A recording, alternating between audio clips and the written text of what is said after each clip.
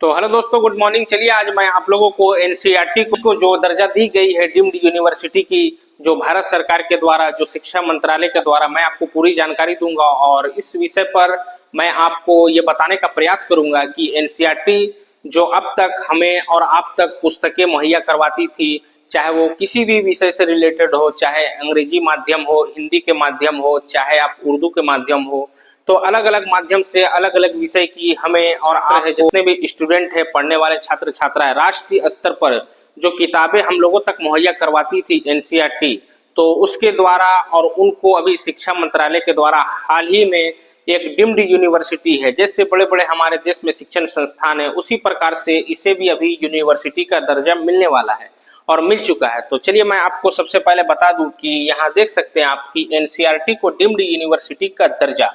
तो इसमें सबसे पहले पॉइंट अगर 1 की बात करूं मैं, तो आप देख सकते हैं केंद्र सरकार ने एनसीईआरटी को डीम्ड यूनिवर्सिटी का दर्जा देने का फैसला लिया है। ये आप देख सकते हैं एनसीईआरटी यानी कि national councils of educational research and training, जो हमें जो छात्रों को एक तरह से ये किताबें मुहैया करवाती थी। लेकिन उसी प्रकार से आगे मैं आपको बता दूं कि इस फैसले के बाद एनसीईआरटी अब सिर्फ किताब ही नहीं बल्कि यह खुद भी डिग्री देने और रिसर्च करने में सक्षम होगी।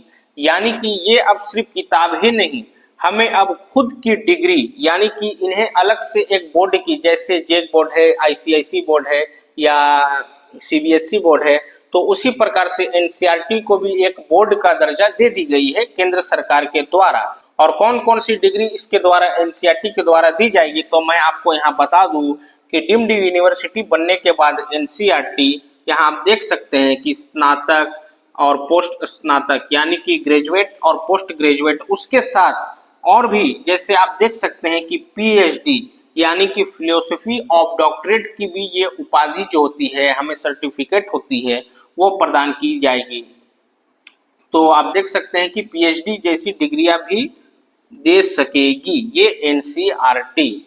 और एनसीईआरटी तो मैं आप लोगों को बता दिया कि national councils of educational research and training, इसके माध्यम से हमें किताबें मुहैया करवाई जाती थी। जैसे हम लोग कक्षा 6 से लेकर 12वीं तक की जो पढ़ाई करते हैं, या जितने भी कंपटीशन की लोग तैयारी कर रहे हैं, पीसीएस की तैयारी करते हैं, वो एनसीईआरटी के बिना अधूरी है। क्योंकि बिना एनसीईआरटी पढ़े कोई भी पीसीएस परीक्षाएं हो, जैसे वो जेपीएससी हो या बीपीएससी हो या यूपीएससी हो, अगर वो छात्र एनसीईआरटी ना पढ़े तो वो शख्स बिना एनसीईआरटी के पीसीएस कभी पास ही नहीं कर सकते। क्योंकि ये एनसीईआरटी हमें कक्षा 6 से लेकर के 12वीं तक की जो हमारी पढ़ाई होती है, उन्हें वो बाखूबी पूरी बारीकी से हमें और आसान और सरल शब्दों में वो डायग्राम के माध्यम से समझाई जाती है एनसीईआरटी में। चाहे वो साइंस के विषय से हो, चाहे आप इंग्लिश के विषय से हो, चाहे सोशल साइंस हो, मैथ हो, जीके हो, हिस्ट्री हो, पॉलिटी हो, हर तरह की वो हमें एनसीईआरटी पुस्तकें मुहैया करवाती थी।